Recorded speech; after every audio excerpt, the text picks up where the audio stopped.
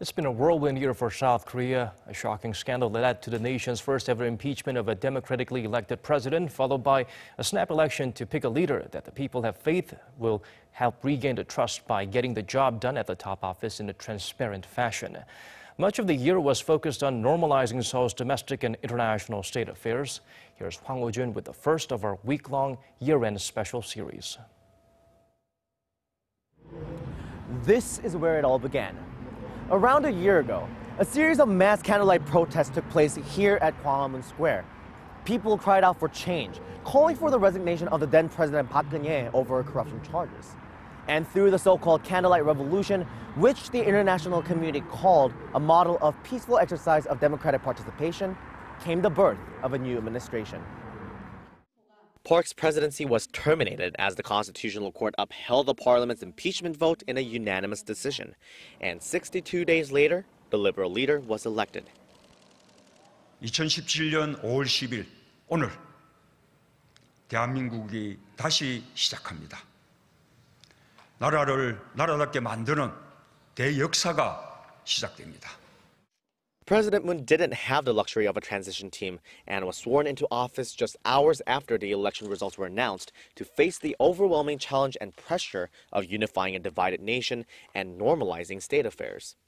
The Moon administration came up with 5 key policy goals: a government in the hands of the people, an economy that guarantees a better life for all, a country that takes care of its people, balanced development across regions, and a peaceful and prosperous Korean peninsula. Displaying his intention to be a people-centered president, he pushed for a supplementary budget worth about $9.8 billion to create quality jobs and improve job market conditions. 그러나 그보다 더 주목해 주시기를 바라는 것은 일자리 추경의 절박성과 시급성입니다. The president invited the families of the victims of the Sewol-ho ferry disaster to the Blue House and offered his personal apologies to them on behalf of the government.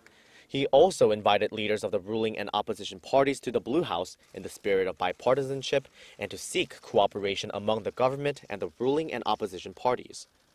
On a national level, the administration has pushed to root out corruption in the defense industry, as well as revamp the intelligence agency and the prosecution, both of which have long been accused of political bias.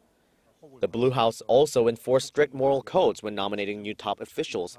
Any candidates who had dodged military service, evaded taxes, made speculative property trades, falsely reported their address, plagiarized their thesis, committed sex crimes, or held prior DUIs would be deemed unfit. For the first 100 days, President Moon's approval rating hovered around 80%, and it has been in the high 60s in recent weeks. There were, however, obstacles along the way. Even with the strict moral code, a handful of President Moon's nominees for high governmental positions failed to get Parliament's endorsement, resulting in President Moon completing his cabinet 195 days after the launch of his administration. Provocations from North Korea have put another damper on state affairs. Pyongyang has conducted a total of 11 missile launches and its largest nuclear test yet since President Moon entered office. The South Korean president condemned North Korea for its continuing threats, but also urged the regime to come to the table for dialogue. Seoul's pursuit of a peaceful resolution to the issue of North Korea was reflected through President Moon visiting 7 countries, hosting 3 state visits, and attending some 40 bilateral summit talks and several multilateral meetings during his short time as president. 그런 만큼 자칫 지나치게 긴장을 격화시키거나 우발적인 군사적 충돌로 평화가 파괴되는 일이 없도록 북핵 문제를 둘러싼 상황을 안정적으로 관리해 나가야 할 것입니다. To realize the government's ultimate goal, a peaceful and prosperous peninsula, the president said a firm basis for bilateral and multilateral cooperation is necessary.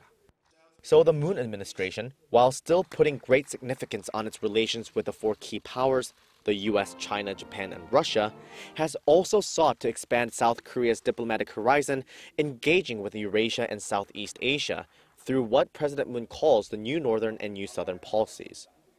Coming back from his latest state visit to China, President Moon pledged to continue to practice a pragmatic and balanced diplomacy while prioritizing South Korea's national interest and its people.